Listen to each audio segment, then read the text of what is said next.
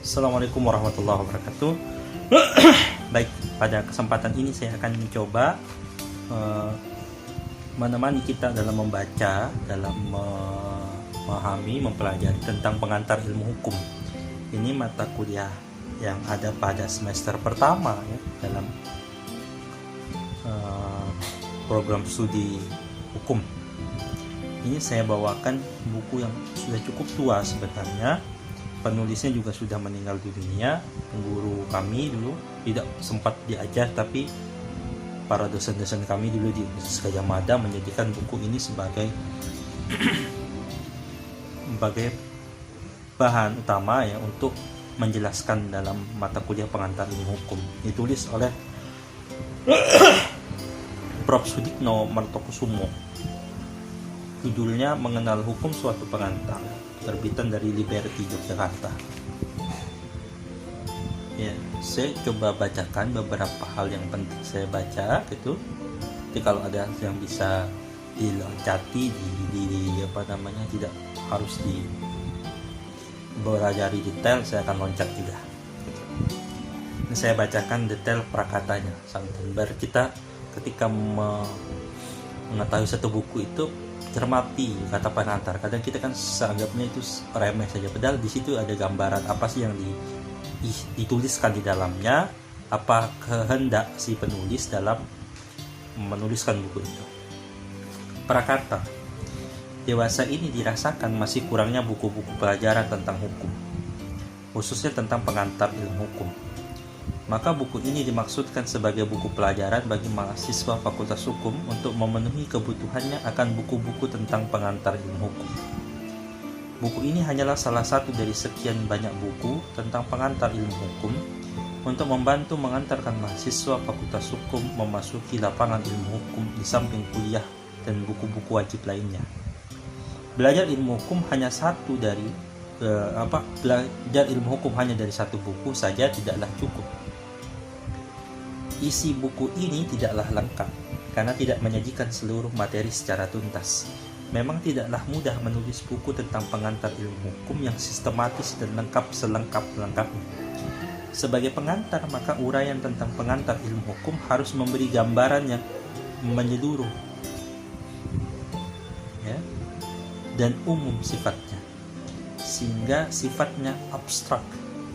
Tetapi seringkali tidak dapat dihindarkan dalam menjelaskan dan memberikan contoh, terpaksa memasuki bidang hukum positif atau pengantar tata hukum Indonesia yang lebih konkret sifatnya. Maksud buku ini adalah untuk memberi pengetahuan dasar dan pengetahuan dalam mempelajari hukum dan pengantar dalam mempelajari hukum yang berlaku di Indonesia. Dalam buku ini tidak akan dijumpai uraian terperinci, misalnya tentang cara mengadakan perbagian perjanjian atau caranya mengajukan gugatan pengadilan. Fungsi buku pelajaran II perguruan tinggi lain dengan sekolah lanjutan tingkat atas. Peranan pelajar dalam proses di sekolah lanjutan tingkat atas adalah pasif. Ia diharapkan dapat menguasai suatu materi dalam batas-batas tertentu dalam waktu tertentu. Buku pelajaran yang digunakan pada umumnya dibahas atau dibicarakan secara klasikal. Sedangkan belajar di perguruan tinggi merupakan kegiatan yang aktif dan bebas. Aktif karena tidak selalu dituntun. Mahasiswa mempunyai kebebasan dalam belajar, dalam arti bebas menentukan sendiri bagaimana menguasai materinya, sehingga makin besar tanggung jawabnya. Tapi juga sebaliknya, diperlukan disiplin yang lebih tinggi pula. Kalau di sekolah lanjutan tingkat atas ada pada umumnya hanya satu buku, hanya satu buku digunakan untuk satu mata pelajaran, maka di perguruan tinggi digunakan lebih dari satu buku. Di perguruan tinggi tersedia beberapa buku untuk setiap mata kuliah. Pada umumnya oleh dosen tidak diberitakan bagian-bagian mana secara terperinci yang harus dibaca atau dipelajari. Lain daripada itu, kuliah tidak harus sesuai dengan isi buku pelajaran yang diwajibkan atau yang dianjurkan. Penting bagi mahasiswa Fakultas Hukum untuk diketahui ialah bahwa sejak awal ia harus belajar merumuskan atau menuangkan pikirannya secara sistematis, yuridis dalam kalimat yang logis. Ia harus dapat merumuskan masalah hukum, memecahkannya, dan memberi putusannya. Untuk mencapai itu semua diperlukan latihan, dan untuk itu perlu banyak membaca. Dengan membaca buku, banyak mahasiswa akan memperoleh bahan perbandingan sehingga menjadi tambah luas pengetahuannya. Dengan banyak membaca buku, diharapkan mahasiswa belajar dan terlatih berpikir secara sistematis dan yuridis, kritis, dan kreatif. Perlu disadari bahwa belajar hukum dengan hanya menghafalkan pasal-pasal dan peraturan-peraturan saja tidaklah cukup. Bukan tidak penting, tidaklah cukup.